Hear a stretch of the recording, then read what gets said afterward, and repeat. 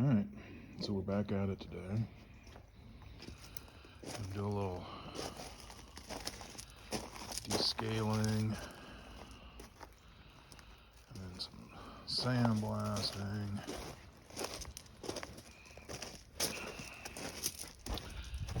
This is that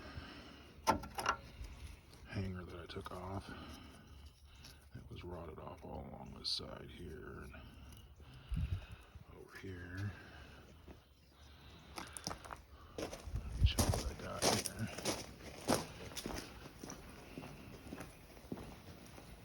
This little guy, pre-stamped, fits in there like so, next to the frame, or in the frame rail, and then welded up. So, less talking, more working. Alright, so did a little bit more sandblasting and some needling. Decided to stop for the time being with the needling and the sandblasting just to start getting some of this fixed back up here. Once I cut out some different areas, I'm able to get to some things better. Yeah, making some progress, getting ready to cut this piece out here.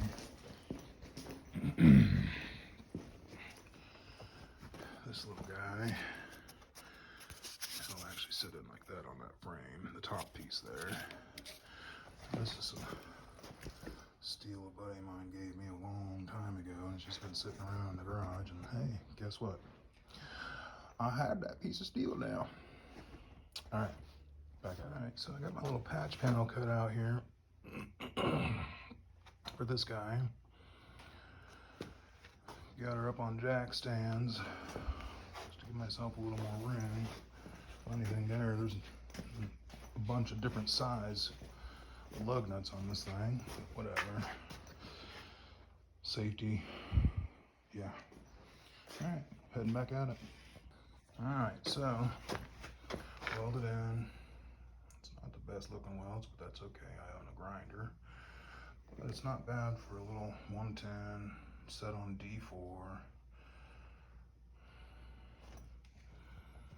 Alright, next thing to work on is that hole there.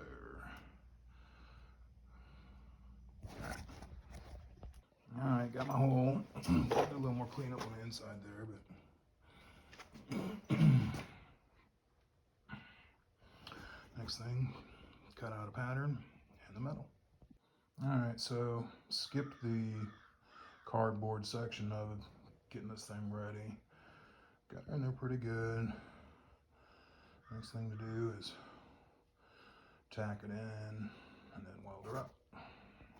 Okay, so did a little back welding there also. Never claimed to be a welder. Just a jack of all, master of none, you know how it goes. This needs to be cleaned up a bit more. But it's a whole lot stronger than it was before. Might have used a little too fast a rod or speed, but that's okay. I'm gonna get some food because I'm hungry. And I'll get back to putting the shock tower on. Alrighty, so had some food in me and feeling a little better now. I was feeling a little weak. I got this plate set in here. I put some rust eater paint stuff on the inside of this thing after cleaning it up a little bit.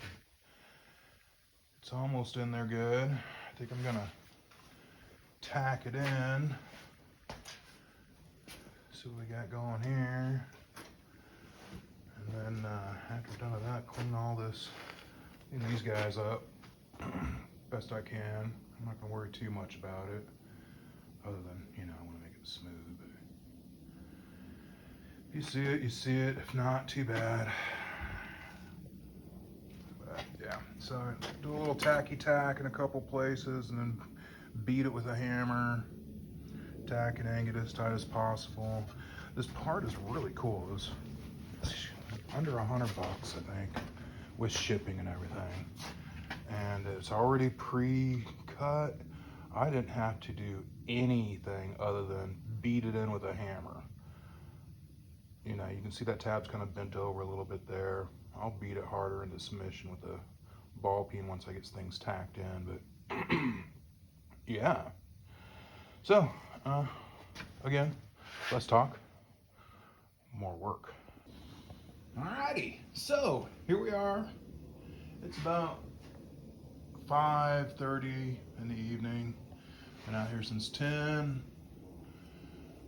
gonna try to splice all those videos together. I'm not really too concerned about how those wells look there. All I'm concerned about is the penetration. Welded the underside up underneath there also. That was a pain in the butt. I am not gonna grind these down. There was a lip that stuck up a little bit, which is fine. I welded the outside and the inside. A little booger welding here and there. Metal is not as clean as I'd like it to be, but whatever. Still in there. Still welded up good. It's not gonna go anywhere. And this is what the outside looks like. Ground it down. I don't think I'm gonna grind anymore. I'm just gonna spray it. Yeah. Tomorrow, I'll focus on that area over there. That's where that brake distribution block is.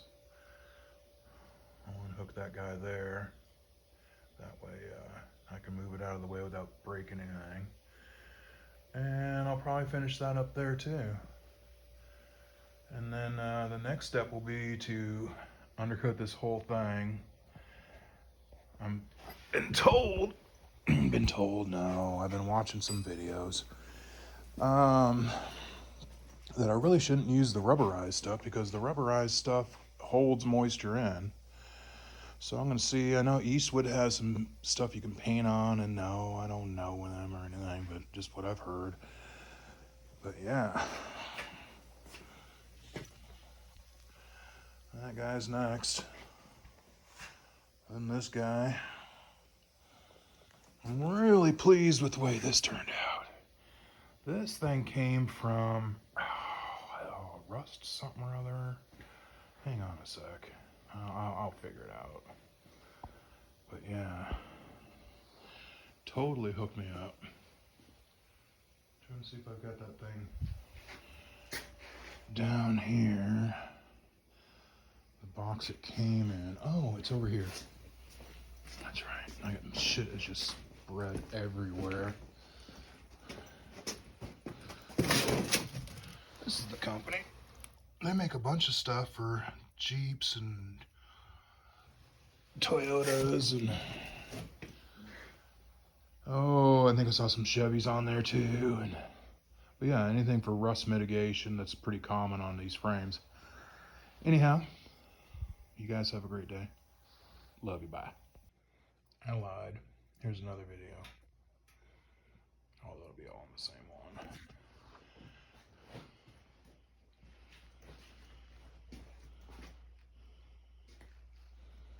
Some rust inhibitor.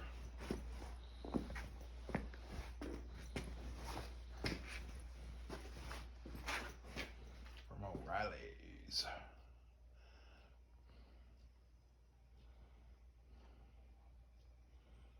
I know it looks all nasty, but that's just slag coming off the wire.